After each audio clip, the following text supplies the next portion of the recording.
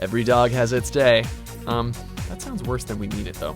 Anyway, welcome to WatchMojo.com, and today we're counting down our picks for the top 10 side characters who got their own game. Don't make me regret this, Zack. Sir! For more gaming videos, check out our new spin-off channel, Mojo Plays, for in-depth reviews, thoughtful video essays, detailed character origins, and insightful commentary. Mojo Plays, games smarter.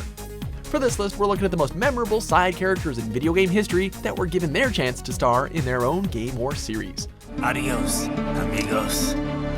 Number 10, Rebecca Chambers, Resident Evil 0. Don't screw up, okay? I won't. In the original Resident Evil, the sole survivor of the STARS Bravo team showed up in Chris Redfield's adventure through the zombie-infested mansion. But it was 2002's Resident Evil 0 that focused on Rebecca's story. After her helicopter crashed, Rebecca teams up with death row inmate Billy Cohen. Together, the two investigate a nearby runaway train, which leads to them digging up more information behind the mysterious Umbrella Corporation. This whole ordeal not only gives much needed context to Rebecca's story, but gives us great insight into the franchise's origins too. This does not make any sense. How was the T-virus leaked? Number 9, Claptrap, Borderlands, the pre-sequel.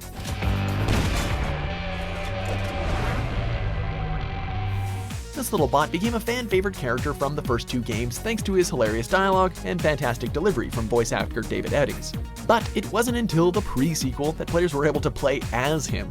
Somehow balancing over-enthusiastic bragging with overwhelming cowardice, he was able to stand out from the other character options in terms of character depth. While each of the characters comes with their own special skills, Claptrap can generate random skills for you and your party depending on the situation.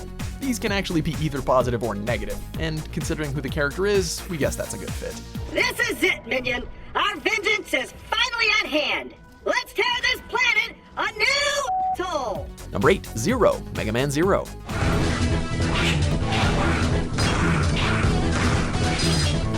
When this sword-wielding warrior first debuted in Mega Man X, fans immediately took to him thanks to his edgier design. He would eventually become a playable character, and it wasn't long before Capcom made him the star. Mega Man Zero for the Game Boy Advance featured gameplay similar to the X games, but with Zero's own specific power-ups and items. It was a much more personal story for the character too. Taking place 100 years in the future, a reawakened Zero tries to stop the genocide of other androids due to an energy crisis. It earned positive reviews and 3 sequels too, but more importantly, it solidified Zero as one of the most important characters in Mega Man's lore.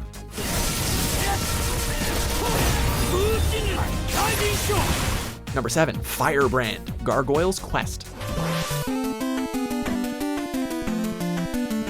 The world of ghosts and goblins is filled with some of the most merciless enemies in all of gaming, and none are more iconic than this swooping gargoyle.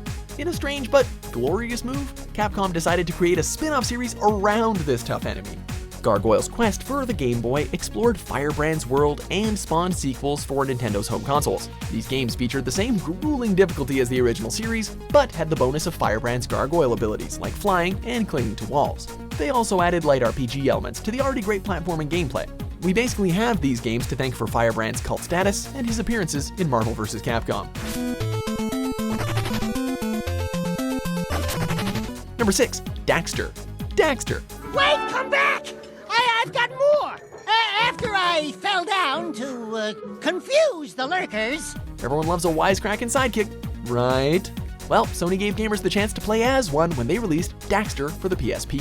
Fans had grown to love the Ottsel over the course of Naughty Dog's original Jak and Daxter trilogy, so his solo adventure was a welcome addition to the series. Daxter features a similar blend of action-adventure and platforming gameplay as the originals, just with Daxter's own uniquely fun gadgets. Taking place in between the first two games, Daxter had to learn to rely on his own skills rather than those of his powerful friend. Number 5, Luigi, Luigi's Mansion. Hello? Even though he's featured in nearly every side-scrolling Mario adventure, it wasn't until 2001 that Mario's downtrodden brother got a chance to truly shine in Luigi's Mansion. Unlike most games on this list, Luigi's spin-off series featured entirely different gameplay from the original franchise. Instead of jumping on the heads of enemies in delightfully colorful worlds, players took Luigi through a haunted mansion as he searched for his kidnapped brother and captured ghosts. Paired with Luigi's scaredy-cat persona, the title offered a charmingly kooky adventure, and even got a very well-received sequel on the 3DS. Not too shabby for the second fiddle. Number 4. Zack Fair, Crisis Core, Final Fantasy VII. The train has been overrun by Wu-Tai troops. Eliminate them and regain control of the train. Oh yeah! Final Fantasy VII is probably the most popular entry in the long-running RPG series, and it's been expanded upon in several games. While Vincent Valentine was also given a starring role, it was Zack Fair's story that really captured fans. Taking place 7 years before the original game, Crisis Core followed Zack as a young member of the Soldier Organization and explored relationships between new and old characters. The game covered the events of Nibelheim, beautifully blending with the story of the original game, and it didn't hurt that the story was heightened by an incredibly fun combat system. The only downside? This awesome companion piece could only be experienced on the PSP. What is this? Number 3. Yoshi, Super Mario World 2, Yoshi's Island.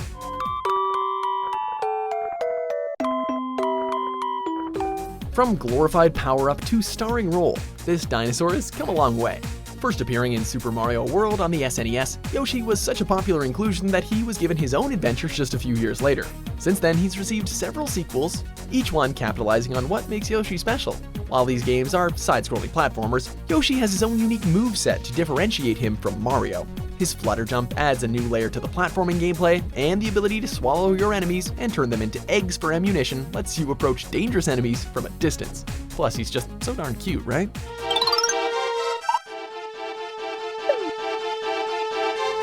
Number 2. Ridin, Metal Gear Rising: Revengeance.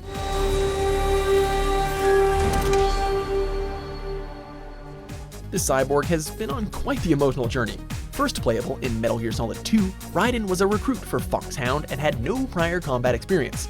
9 years and tons of crazy storylines later, and Ridin is one of the deadliest characters in the entire series. Developed by Platinum Games, Revengeance moved away from the traditional stealth gameplay in favor of hack-and-slash mayhem. As a katana-wielding cyborg with lightning-fast reflexes, the change in gameplay lent itself well to the character. Ridin was already well fleshed out in the original series, yet this game was still able to expand upon his character, making it a successful spin-off in basically every sense.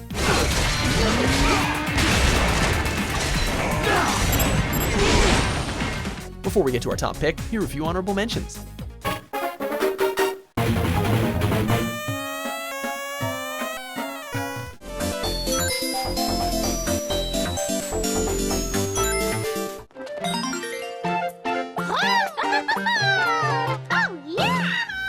Number 1. Diddy Kong, Donkey Kong Country 2, Diddy's Kong Quest.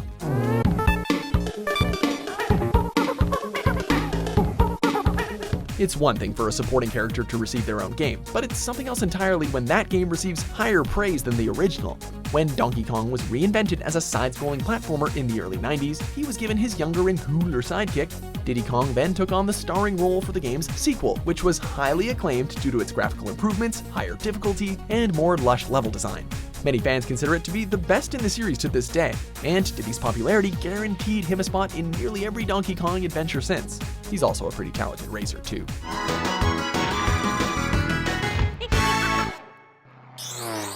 Do you agree with our picks? Check out these other great clips from WatchMojo and subscribe for new videos every day.